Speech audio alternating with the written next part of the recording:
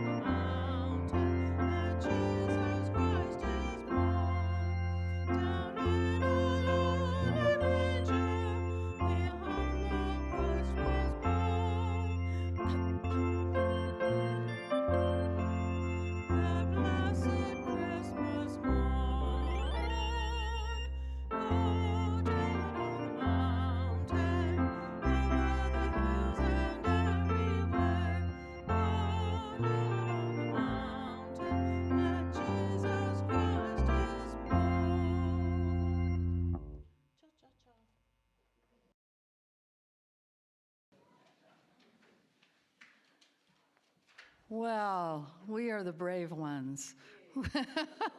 We deserve, I have to tell you, I woke up this morning knowing I was worship assistant and knowing that the weather is what it is and knowing that Judy and Ken drive all the way from Boyne City and knowing that if they didn't make it, I would have to speak for 20 minutes. And I'm like, I won't tell you the word I said, but...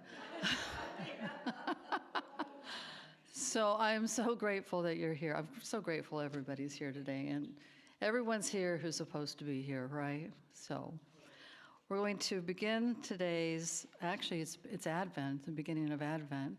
So we'll begin today's service with the lighting of our Advent candle.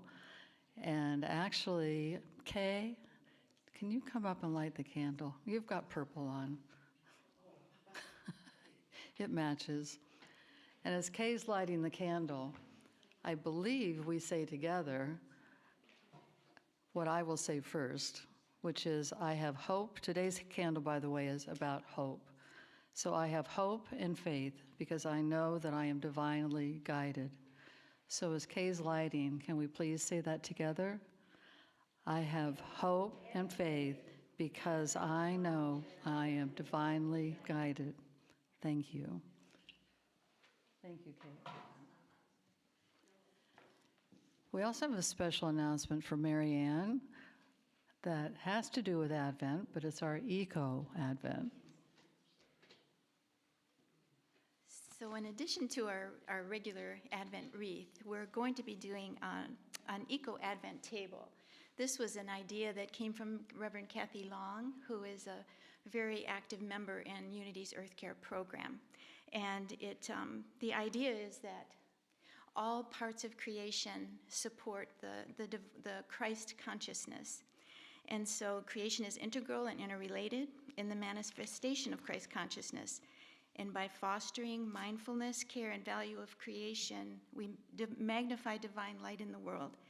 Each week, a candle will be lit to represent one of the 4 elements required for life on Earth. There's the mineral kingdom, the plant kingdom, the animal kingdom, and the kingdom of humanity. So I'm just going to go over there and light the one little candle. Actually, turn it on.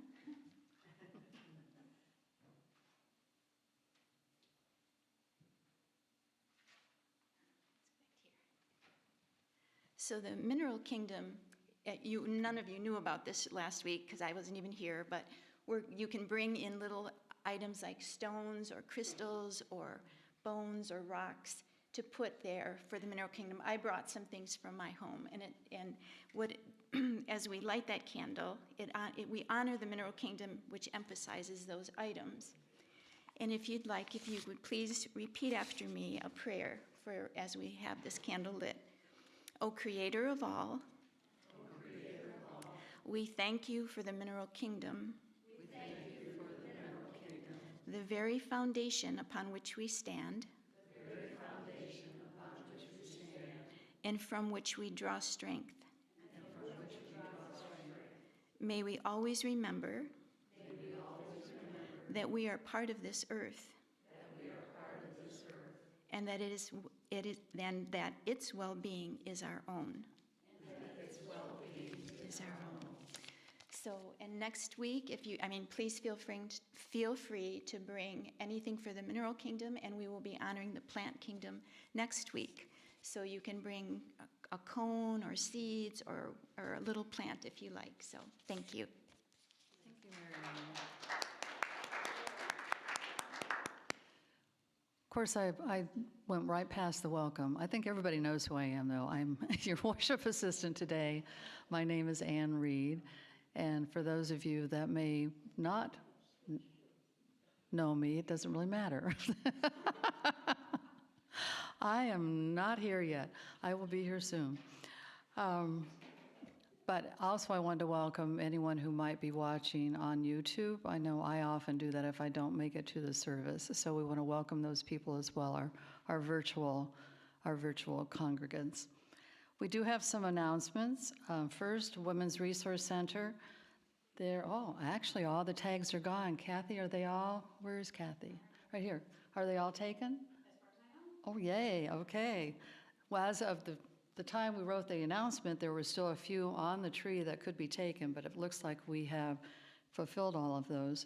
If you do have something to bring in for the Women's Resource Center, in other words, you have a tag and you know what the gift is that you have agreed to bring in, that needs to be here by December 7th. And as I understand it, Kathy, no wrapping, and there is a sign-up sheet so we can record who's brought what and just make sure that everything is in order. So thank you, Kathy, for organizing that. Movie night. Where's Lori? Lori's in the back. Still December 12th? Yes. All right. December 12th at 6:30. The movie's going to be the classic, The Bells of St. Mary, starring Bing Crosby and Ingrid Bergman. It is a classic. I love that movie. Another fun event to enjoy this holiday season, and I believe that Lori makes popcorn, and it's just a lot of fun and good discussion, so please, unless it's a blizzard, please come. The UTC Christmas party, don't forget that it's this year on December the 18th. There's a simple meal of soup, breads, and desserts, and a white elephant gift exchange. And if you've not done that before, it's really just something symbolic or something you want to get rid of, that you wrap up and bring in. And we're asking that you either bring something from your home that you no longer need or want, but would like others to have, or go to your local thrift shop and shop there for an item, and wrap it up and bring it in. It's a lot of fun. It's a lot of fun. And be sure to pick up a list of holiday events that our friend Ann Walker has put together. They're on the information table in the hallway, so just grab one as you go by. And check with Kathy Sinclair and Raleigh Newman, I don't think either are here today, about the events that they will be performing in. So if you want to see some fellow Unitics, you'll want to go to their performance. T-shirts are here. They're back on the table. What's that, Judy? Oh, she's going to give me a check. Yeah. T-shirts can be picked up today, and if you didn't order one but you're interested in getting one, you can do so. We did order some extras. They're $30 a piece. There are two, actually I think I just picked one of the slogans to choose from. And be sure to wear your T-shirt in the community to promote our spiritual center. So if you're out and about at an event, put that blue shirt on. And the deepening discussion group, our next deepening Discussion group will be next week, Sunday, December the 7th, following fellowship. We're going to be discussing the first chapter of the booklet, Turn on the Light, The Timeless Wisdom of Eric Butterworth. Very, very, very good. If you don't have the booklet, there are some available on the table in the foyer, in the back. And last but not least, the football fundraiser. I first want to acknowledge that Michael and Libby both won a square. How's that happen? But anyway, I want to thank you for those that did show up yesterday. I wasn't able to make it, but it's generally a lot of fun.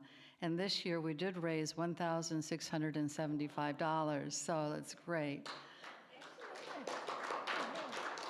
And Ohio State can.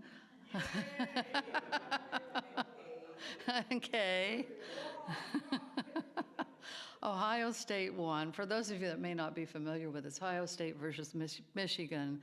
And we usually sit in our various team preferences and we root and we yell and we eat food. And anyway, it's a lot of fun. So I really appreciate all of you who did participate. And also thank you too for your contributions to the local food pantry. And with that, we are ready for our statement of unity. And I will say it first, and if you could say it following. I dedicate my Christ light to a world that is safe for everyone. So if we could say that together. I dedicate my Christ light to a world that is safe for everyone. Song, Carol?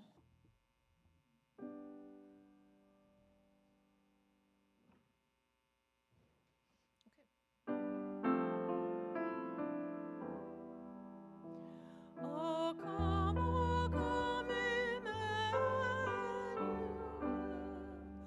and ransom captive Israel, that mourns in lonely exile here, until the Son of God appears.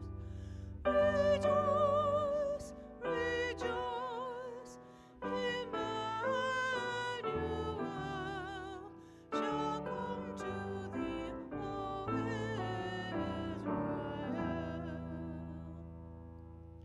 O come, thou wisdom from on high, and order all things far and nigh. To us the path of knowledge show, and cause us in our ways to grow. Rejoice, rejoice, Emmanuel shall come to thee, O Israel. Oh, come, desire of nations blind, all peoples in one heart and mind. Bid every strife and quarrel cease. Fill the whole world with heavenly peace. Rejoice, rejoice, Emmanuel shall come to thee, O Israel.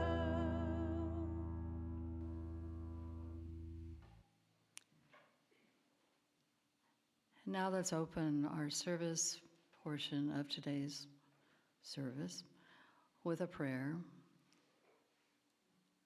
So let's take a gentle breath together and open our hearts to the presence that's always here. We pause and remember there is one presence, one power, one love, God the good, active in our lives and in this moment. With grateful hearts, we turn our attention inward. We breathe in the quiet blessings that surround us, the gift of this new day, the gift of community, the gift of simply being alive. We give thanks for the guidance that leads us, for the strength that sustains us, for the love that expresses through us. In gratitude, we recognize the divine working in all things, in every act of kindness, every moment of clarity, and every step of growth. We open ourselves to receive even more good, knowing gratitude expands our awareness of God's abundance. We say thank you for what has been, thank you for what is, and thank you for what's unfolding. With hearts full and spirits uplifted, we affirm we are blessed, we are guided, we are grateful, and so it is. Amen.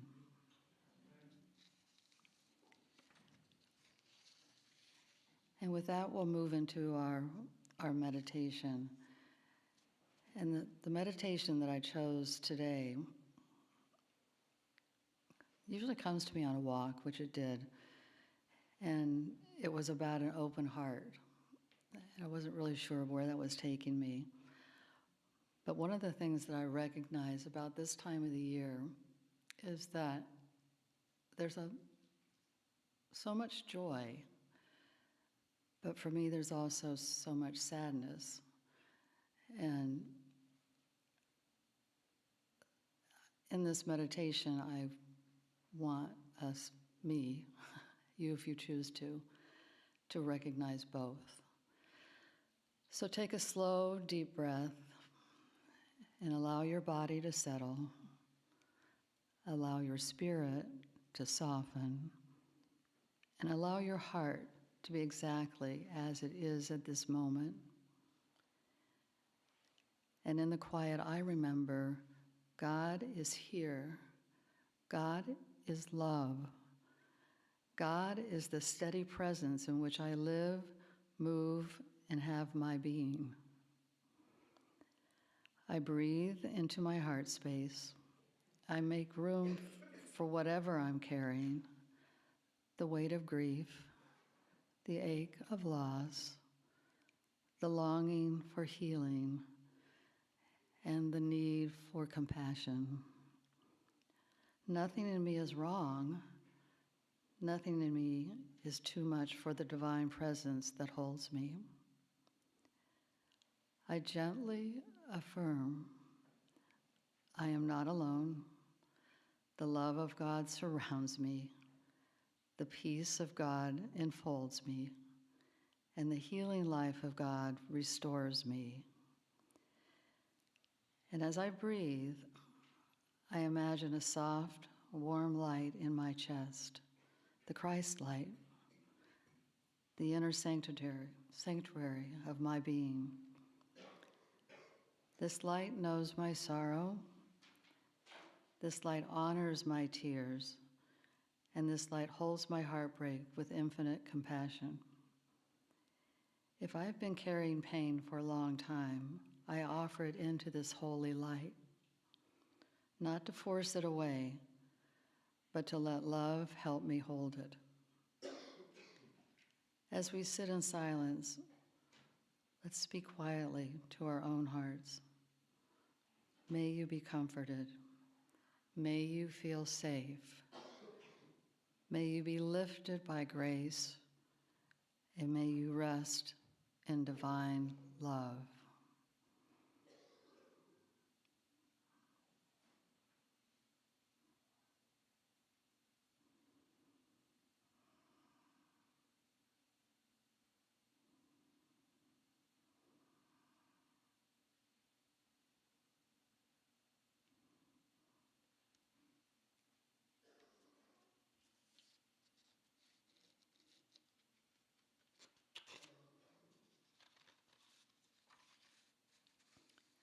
And when you're ready, extend these blessings outward to those we miss, to those we love, to all who are grieving, to all who are healing, to all who need compassion.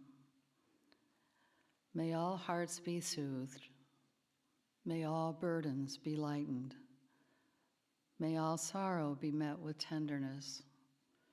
May peace gently surround every soul. I breathe once more into my open heart. I breathe gratitude for the presence that never leaves me. I breathe trust that healing is unfolding, even now. And in this sacred knowing, I say, amen, and so it is. Mostly due to weather, the student team's down 3 members this morning, which left us scrambling to figure out what the heck we were going to do. So we picked a couple of kind of unusual ones. I love this song. It's not real common. It's in 5/4, which isn't real common. I have to say, I'd forgotten how high all these songs are. But, so, there you go.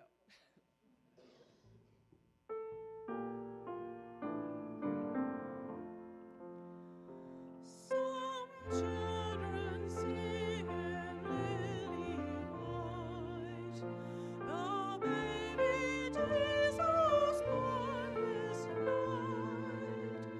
Some children see him lily white, with dresses soft and fair. Some children see him bronzed and brown, all Lord of heaven to earth come down. Some children see him bronzed and brown, with dark and heavy hair. Some children see him almond eyed, the Savior whom we kneel beside. Some children see him almond eyed, with dark and heavy hair. Some children see him dark as day, sweet Mary, song to whom we pray. Some children see him dark as they, and how they love him too.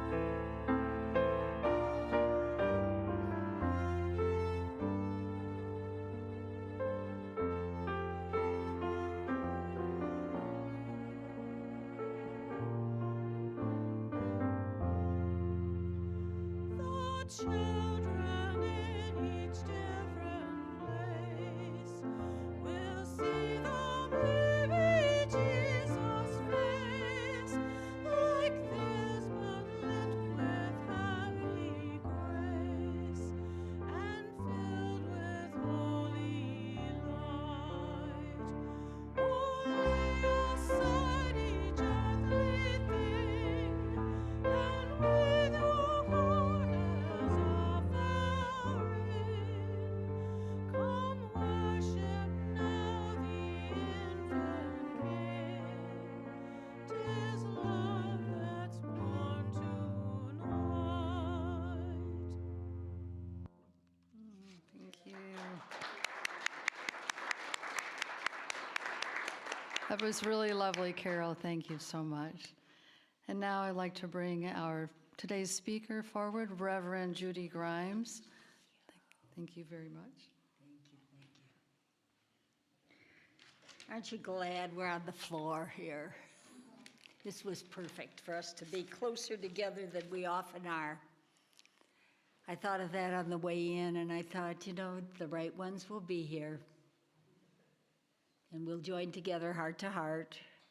And those who aren't with us will be thinking of us right at this very moment and wishing they were here, and maybe they'll catch it. They'll tune in on YouTube in a couple of days or so.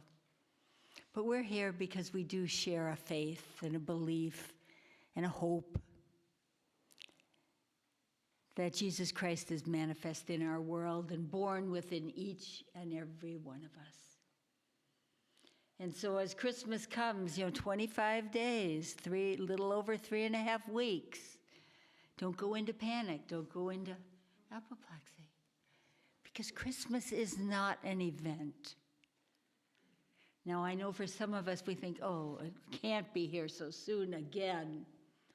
And for the younger ones, how did it take so long to get here again, right? I see a few little smiles back there. But Christmas comes, and I think it comes at that perfect time to remind us that the Christ is not born once, and the Christ is not born just in a manger long ago in Bethlehem, that the Christ, the divinity, the inner divinity, is born within us on an almost a daily basis, a momently basis. As we open to it, as we receive it, the Christ is always here. We're just not always aware of that. It's been many years since I heard this, Christ is not born. If Christ is born, Christ 1,000 times be born in Bethlehem. If he's not born in you, your soul is all forlorn. And we think about that.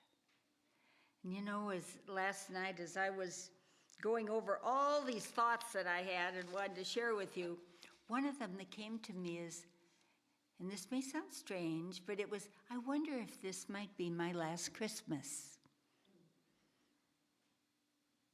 That could very well be the case. I can feel a few tears just as I say that. But I couldn't get it out of my mind. And I don't think I'm alone in thinking that. So that makes this Christmas, in its own way, more meaningful in how I want it to be. I said a few moments ago, I think, Christmas is not an event. Christmas is a process. There's a talk I gave here years ago called Christmas, the Mass for the Christ. The Mass as a service for the Christ. That's an ongoing process.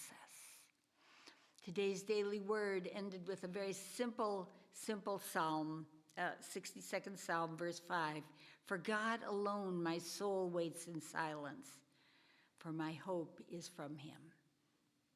For God alone my soul waits in silence, for my hope is from him. I think that's the process that we're talking about. That's the opportunity. That would be the word. That's the opportunity that we have right now, is to open ourselves this month in even a deeper, newer, more committed, more powerful, if you would say forceful way, but more open way to allow the Christ to be born within us. There's a story, years ago, my son, my youngest son, I guess, was in the Velveteen Rabbit. And I don't know where we were living, but he was a part of the youth theater, and he had some part of that. But you guys know the Velveteen Rabbit. And I'm going to read this little bit, because I think this describes the very essence of the wholeness and holiness of God coming through each of us. So you remember the rabbit, Shiny knew. He says to the old skin horse, when they're lying side by side near the nursery fender before Nana came to tidy the room, he said, what is real? Does it mean having things that buzz inside you and a stick-out handle? And the skin horse responds, and he says, real isn't how you're made. It's a thing that happens to you when a child loves you for a long, long time, not just to play with, but really loves you. Then you become real. Well, does it hurt, says the rabbit?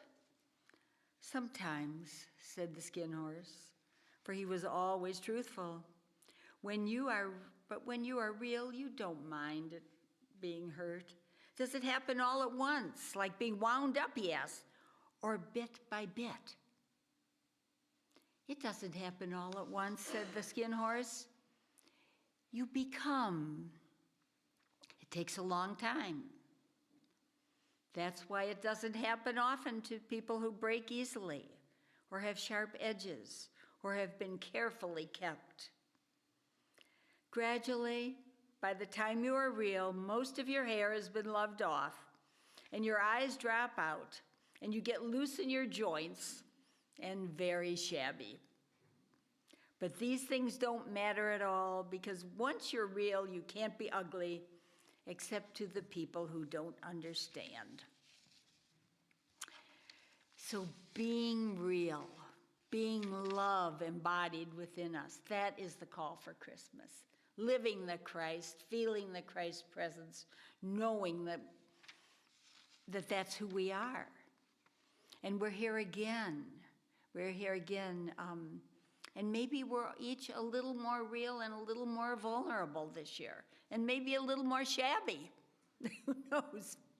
But we're here. And again, I'm going to say Christmas is a process. So I made an event out of Thanksgiving dinner, I gotta tell you. You know, I knew that my 2 grandsons were coming home, one with the fiance, one with the girlfriend. They hadn't been home for a while.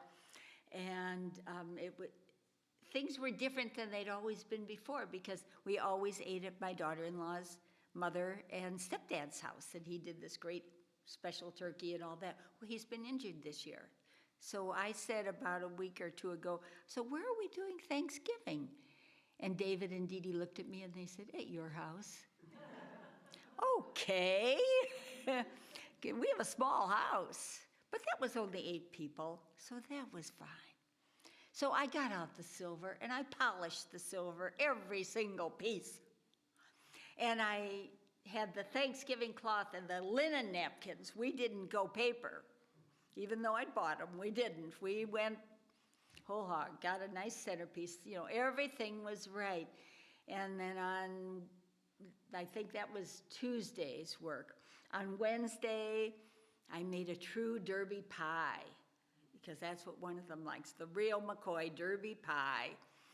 And Derby pie is a pecan pie with chocolate in it, but it's done a special way. Yeah, and you can only buy it you can buy it in Kentucky, but it's a Derby pie, and there's lots of spin-offs, but there's the real McCoy Derby pie. That's what I did this time. Probably won't do that one again, as a matter of fact.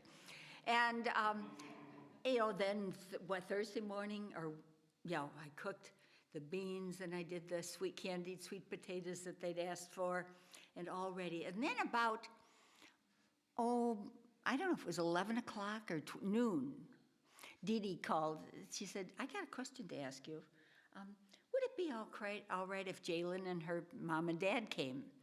And Jalen is Alex's girlfriend, and, you know, yes, we're close. Yes, we all live up there, but they were headed downstate, and they couldn't make it. And they had turned around and came back and on Wednesday. So I said, of course. So now here's my table for 8 that can't really be expanded, and I don't have linen napkins, and I don't have a tablecloth. I don't have all this for 11 people at that moment. So we set up how we're going to do the coffee table in the living room in the younger. Those under 50 can use the coffee table, and those over 50 get the table, you know. And it all worked fine. And I thought it was okay until Karen comes in with a big crock pot of macaroni and cheese in the middle of my table, you know, macaroni and cheese on Thanksgiving. That's an unusual treat. And she bakes a pumpkin cake, but we have pumpkin pie and we have Derby pie, and now we got a pumpkin cake. Now see, all of this, it's silly now, and at the moment I remember I wasn't in shock and I wasn't in resistance. I was into just surprise, how this was going. And then I realized during the afternoon, the early evening, I stood back and everybody gathered around the coffee table in the living room and kids on the floor, and the conversation was great. And I have wonderful memories of how it all happened. But it was not what I had engineered, see. It was not the way I saw it to be. Well, that's certainly true for Christmas. Christmas is not what we might want it to be. It doesn't have to be the way Mother did. We don't have to have tinsel on the tree. I don't even see tinsel in the tree anymore. I don't know if anybody else does, but you know, it used to be every inch you put 8-string piece of tinsel, right? Anne's nodding. I mean, that's the way we did it in Chicago area. You know, you had all that tinsel on there. And then you had to take it off because we were supposed to use it again next year. That was another fun part of the experience. We don't do that anymore because that's not what Christmas is. Christmas is, I think, that which allows us to know that no matter what is going on in our world, no matter what is going on even in our lives or in our families, no matter what's going on in our bodies, if you would, that there is a Christ presence that's being born right now. Several years ago, I think it was in 23, there was a story that Reverend Bronte Carpenter had in the Daily Word, I think. And she talked about a year when she was absolutely devastated. And it was like the first year of COVID, maybe it was Christmas 22. And her daughter wasn't there and couldn't come. And she couldn't have a Christmas Eve service at her church because that's what she always did with her church family. But nobody, you know, we couldn't do that.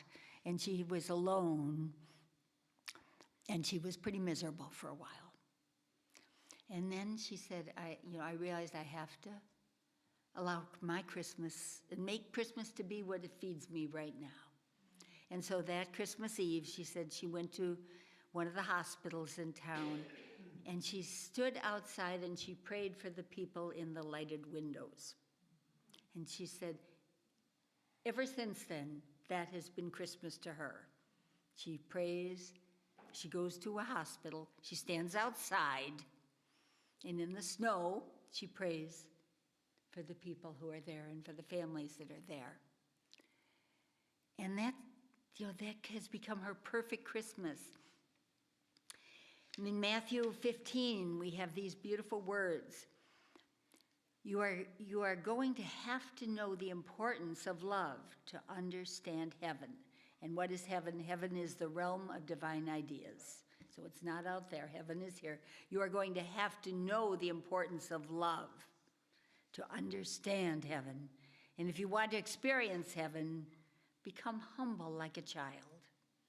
Because loving like a child, then you will finally realize that heaven is possible for everyone.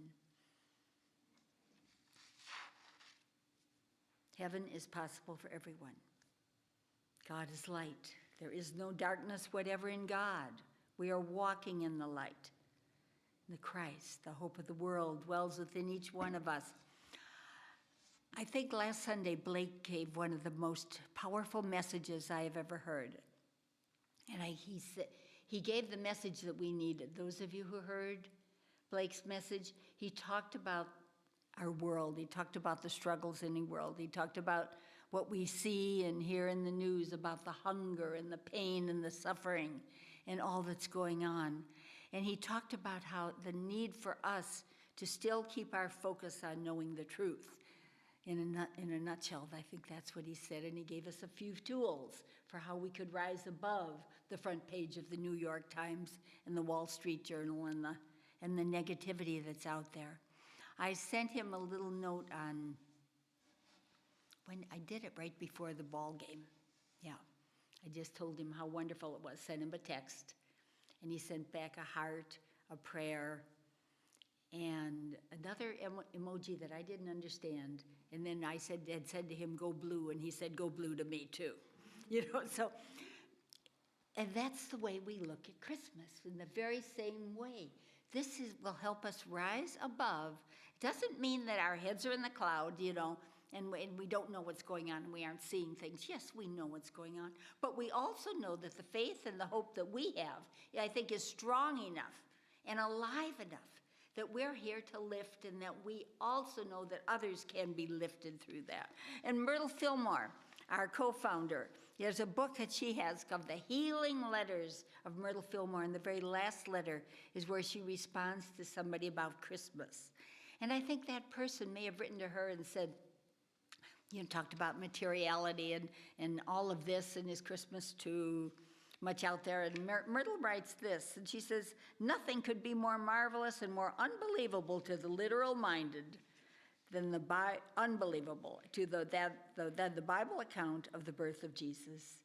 The star, the angels singing, the shepherds, the wise men traveling from afar, all in homage to a babe born in a manger. Fairy tales? She says, not at all. We believe the whole account because we know that the Christ comes not by sense testimony. We know that he comes as spiritual, invisible presence, and that the imaging power of the mind must necessarily build up figures by which to convey the ideas of his coming within. We know that every gift of the Father has its invisible source in him. We feel that the idea of Christmas time should be enlarged rather than diminished. I like that because it isn't wrong to rejoice. It isn't wrong to sing the carols. It isn't wrong to decorate our homes and be beautiful and appreciate that beauty. She said, we need all that. We need their manger scene. We need all of it to remind us all. I look at that and one back there that's so beautiful, and I think of the receptivity of this young woman, of Mary being open and saying, let it be to me according to thy word, when she learns that she is to birth the Christ. So there's several thoughts I have as we come to this time, but I think it's important that we hear the words from Isaiah. You'll hear them if you're going to the Messiah this year, if you're singing in the Messiah.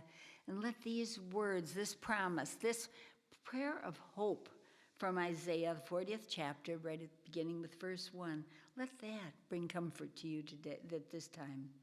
It's comfort my people, says your God. Speak tenderly to Jerusalem and proclaim to her that her hard service has been completed, that her sin has been paid for, that she has received from the Lord's hand double for all her sins, all her errors. And goes on to say, a voice of one calling in the wilderness, prepare the way for the Lord, make straight in the desert a highway for our God.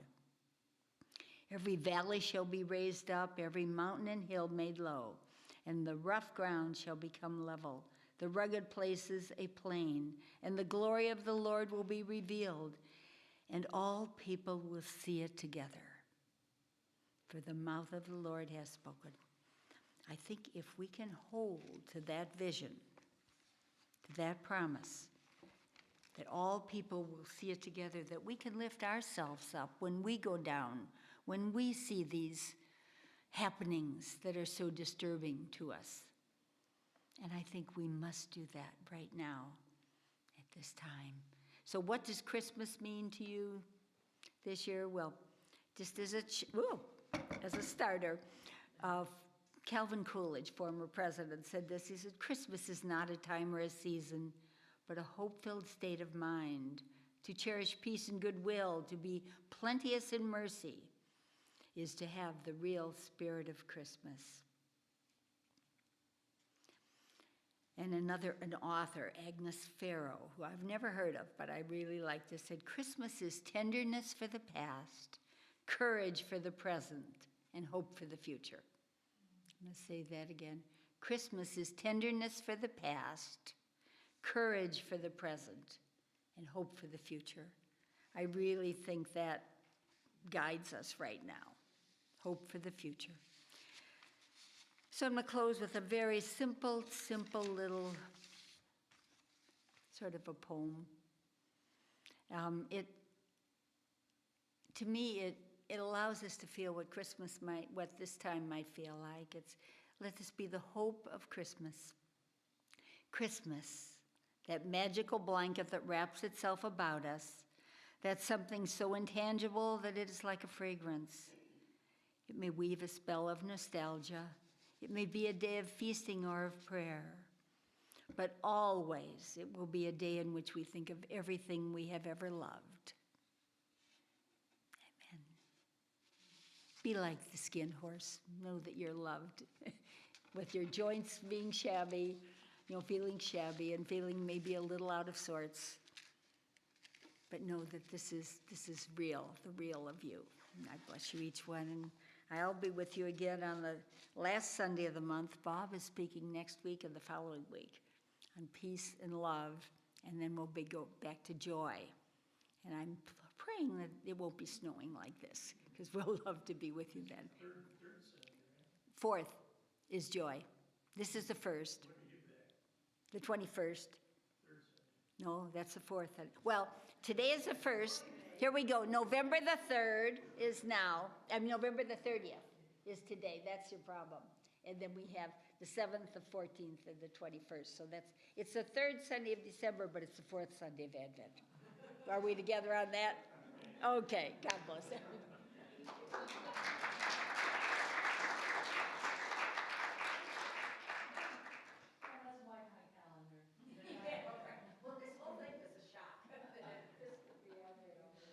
Oh, thank you. That was really a beautiful message. One I really needed to hear today, so thank you very much. Oh, well, now is the time of our offering, I believe. It's a time to share our financial gifts with the ministry. And as children of a loving God, we live in the light of abundance, deeply grateful for all that has been given and all that is to come. We embrace the good that God provides with joy and thanksgiving. So together, let's say our prosperity blessing. My hope for the future is assured because of the unconditional love and infinite supply of Spirit. This is a little unusual. Hope I don't mangle the words. Sing with me if you'd like.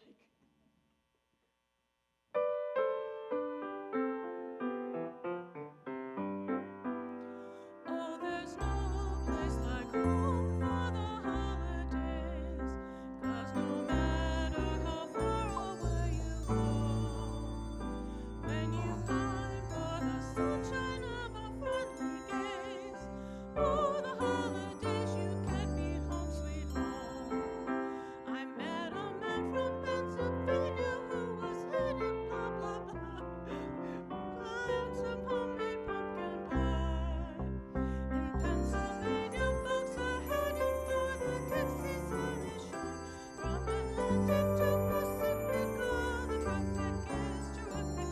Oh, there's no place like home for the holidays, 'cause no matter how far away you roam, if you want to be happy in a million ways, for the holidays you can be home, sweet home.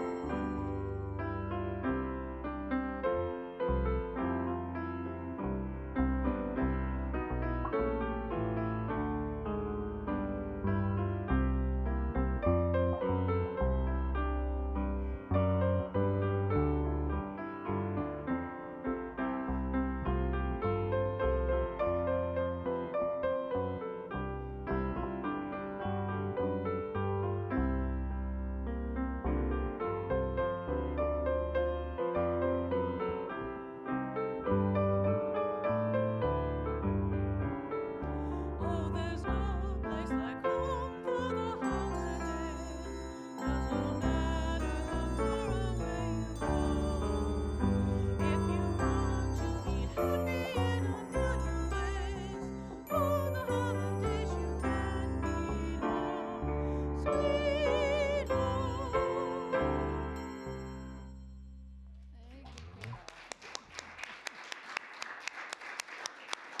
As always, thank you, music team. I think they had to improvise a bit today, given the weather and who showed up and who didn't show up.